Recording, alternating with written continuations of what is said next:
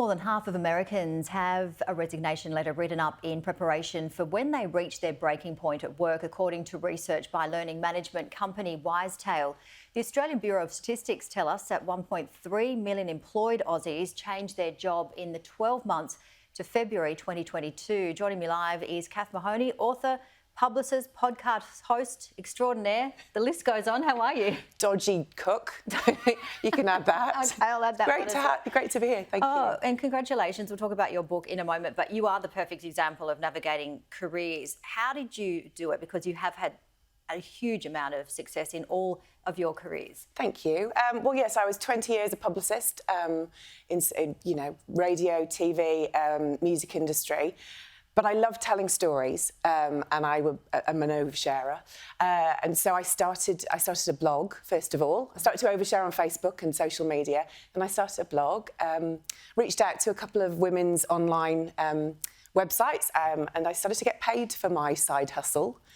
And so, after a bit of a sort of, leap of faith, I left my day job and, went after the dream of writing a book and started So I Quit My Day Job, a podcast. Yeah, so you've got the podcast and you interview people about quitting their jobs, because the importance of actually what you said before, having that side hustle. Yes. How important is that to not just get rid of the existing job and reaching out to another job?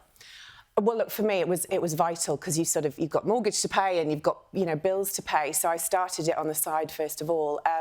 And in the podcast, I find lots of people did similar things. Some of my guests are incredible. Hairdresser to crime scene cleaner, banker to teacher, radio producer to baker, all sorts. People have really gone after their dreams. Mm-hmm. And it's really joyful talking to them when they reach that pivotal point when they've leapt and they've gone, and then I did this thing I loved. Because it's interesting, isn't it? You hear so many obviously horrific stories with COVID and the pandemic, and it's been so troubling. But then, yes, so many people reflecting on their lives and going, what really matters? And so I guess hearing those podcasts and interviewing those people, did you hear a lot of that?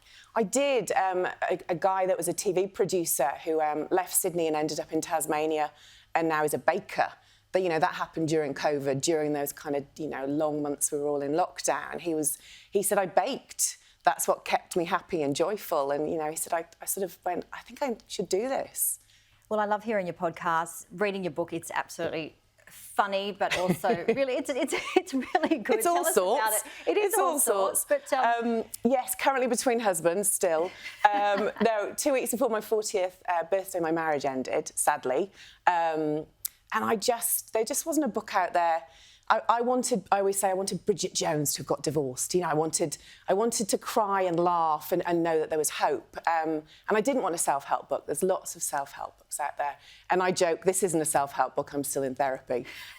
So I just wrote, what happened to me and how I got through and my do's and don'ts, and definitely don't do some of the things I did. And life as a solo parent and suddenly in your 40s having to date again, it's a lot. It's a lot. Absolutely. No, it's an absolutely brilliant read. And, you've gone from publicist, so being behind the scenes and now having to choose your own publicist and get out there, how does it feel being on both sides? I tell you what, when I used to squeeze an extra interview into someone's schedule and I could see their face, now I'm like, my gosh, I know what you mean. It's exhausting. Yeah. It's terrifying, but it's wonderful. Yes. And you describe yourself as an English curly-haired Capricorn. Yes. What is the importance of having a laugh? Because we see in the media the whole certain movements where we have to be very mindful of our behaviour, which is obviously understandable. But we've got to add humour as well. How do we get that back in? Look, I think after the last 2 years, we all need a laugh, don't we? Yeah. We really do. And that's, for me, the book and the podcast is a real mix. You'll cry along with me and you'll laugh along with me. But I think things happen to men and women all the time that you might, only sort of share with your girlfriend or, have a laugh after a glass of wine. And I think sometimes it's nice to be out there. Sometimes my son, when he hears bits of the podcast, is like, oh, Mum, you're so embarrassing. I'm like, well, the podcast is not for you, Lou. Yes. Yeah, don't listen. Don't listen. Put on pause and Yes. And what is the... we hear the word vulnerability and you mentioned oversharing and so forth, but in your opinion, how important is it to really feel like letting go and to be open and vulnerable about certain circumstances that you're going through?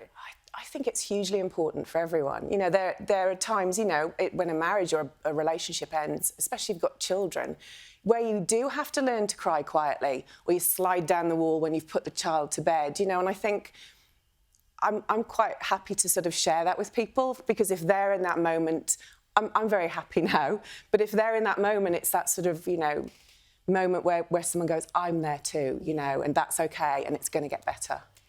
And another success, you're a columnist, and so starting tomorrow, Tales of an Overshare in Body and Soul. I know, can you believe it's like a dream come true? Yeah, so what can we expect to read?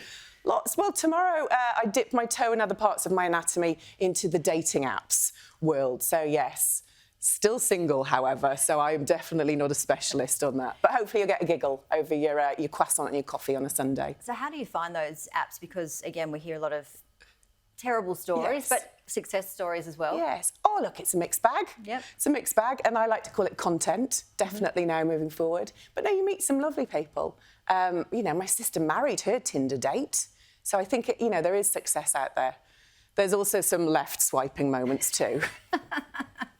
Well, congratulations on your book, your podcast, your column, your PR, everything. Thank Solo you. mum. It's just extraordinary, and you're such an inspiration to so many people, because, you know, we kind of think, okay, what's going to happen next? But, you know, knowing that there are so many things that you can do and just reaching out and giving it a go.